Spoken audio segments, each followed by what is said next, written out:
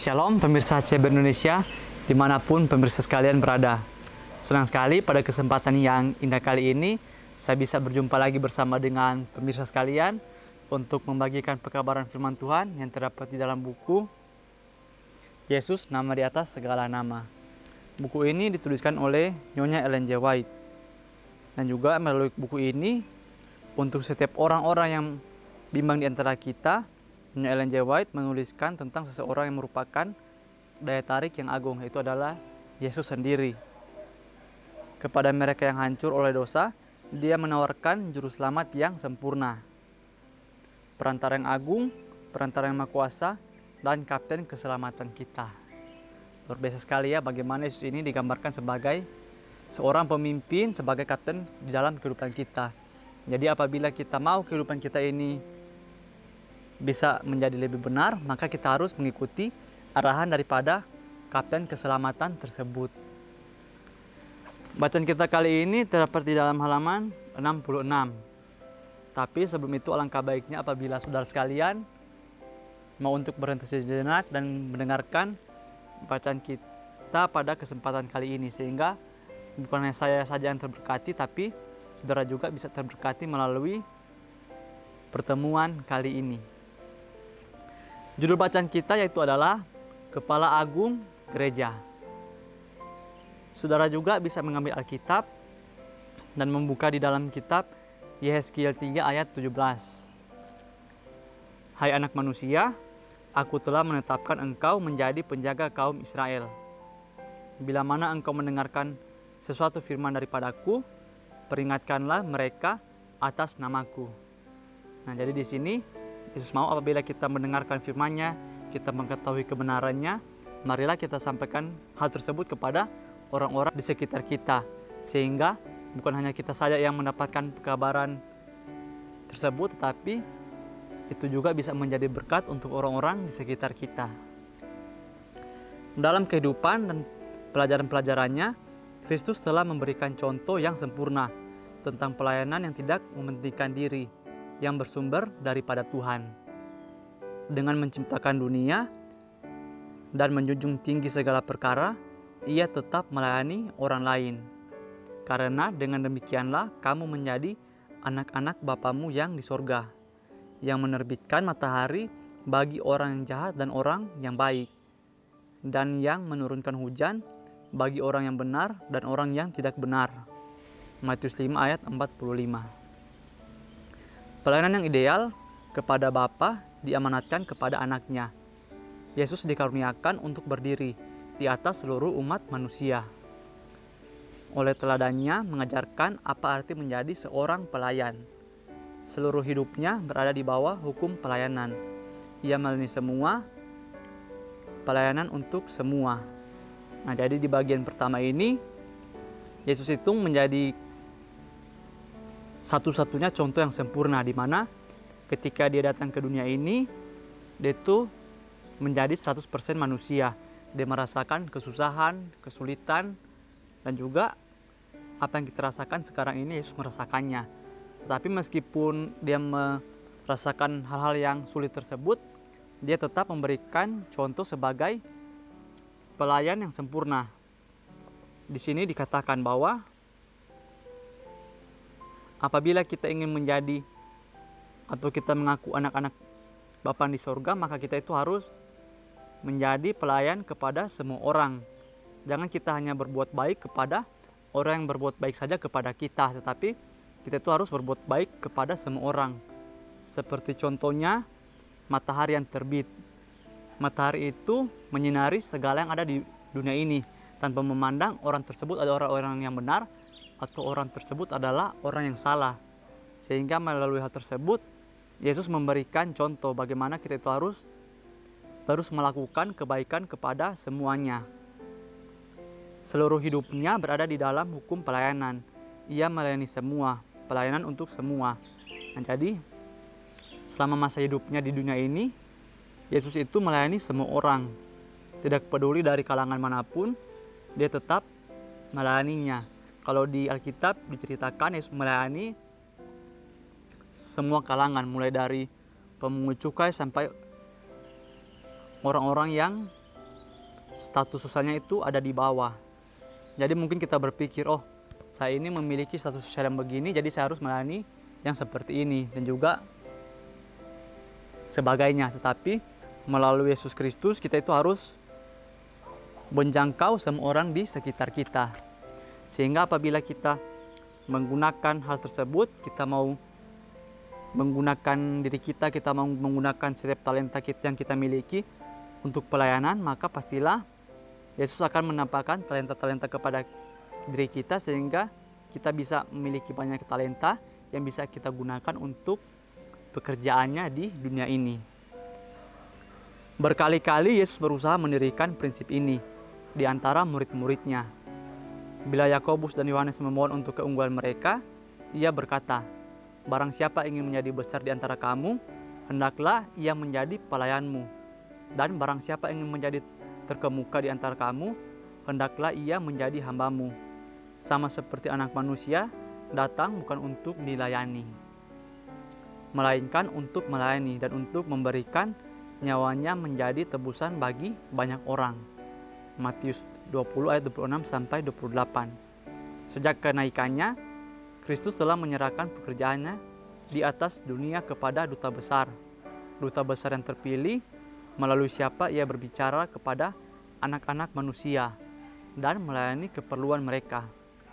Kepala Agung Gereja itu mengawasi pekerjaannya yang dikerjakan oleh orang-orang yang diurapi Tuhan untuk bertindak sebagai perwakilannya.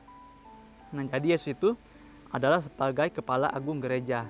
Nah, di situ ketika dia menjadi kepala agung, dia itu memberikan hak untuk pekerjaannya itu dilanjutkan melalui orang-orang yang telah diurapinya sebagai perwakilannya.